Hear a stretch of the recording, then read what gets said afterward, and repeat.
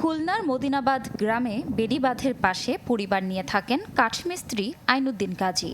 ঘূর্ণিঝড়ে 2 বার হারিয়েছেন সব, এরপর কোনো রকমে ফের ঘর তুলে ঝুঁকি নিয়ে বাস করছেন খাস জমিতে। এখানে ঝড়ের সময় খুব কষ্টকর থাকা, সেইভাবে আর কি এই পানির সাথে লড়াই করে থাকি আর কি। প্রত্যেক বছর 1-2 বার করে ঘূর্ণিঝড় আসে, আমরা খুব কষ্ট করি, বাচ্চা কাচ্চা নিয়ে ছেলে মেয়ে নিয়ে কষ্ট করি, এইভাবে কষ্টে আমাকে দিন যায়।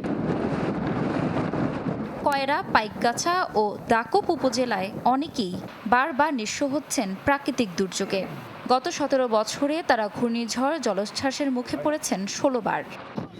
খুব দুরবস্থা হয়, খাওয়া দাওয়া চলাফেরার খুব সমস্যা। সাঁতার কাটতে পারে না, মেয়ে ছেলে, এদের নিয়ে ভয় বেশি। ওয়ালটন এসিতে ইনস্টলেশন একদম ফ্রি। দুর্যোগে ক্ষতিগ্রস্ত হচ্ছে ফসলি জমি ও চিংড়ি ঘের, লবণাক্ততা বেড়েছে কৃষি জমিতে। পানি যখন ঢোকে সেই সময় মনে করেন চলাচলের কোনো পথ থাকে না, সেই সময় মনে করেন কাজ টোটাল অফ থাকে। অবস্থা ভালো না, তো আমাদের এখানে ঝড় হলেই জলোচ্ছ্বাস হয়, বিভিন্ন মানুষ ক্ষয়ক্ষতির সম্মুখীন হয়। কাজকর্ম সমস্যা তো হয়, কারণ প্লাবিত এলাকা তো আমাদের। জনপ্রতিনিধি জানান, দুর্যোগ মোকাবেলায় টেকসই বেড়িবাঁধ এবং আরও আশ্রয় কেন্দ্র নির্মাণের চিন্তাভাবনা চলছে।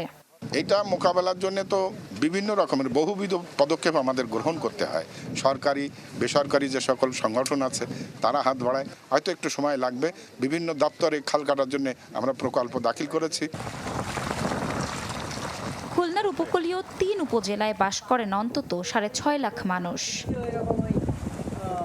Desk report, channel 24।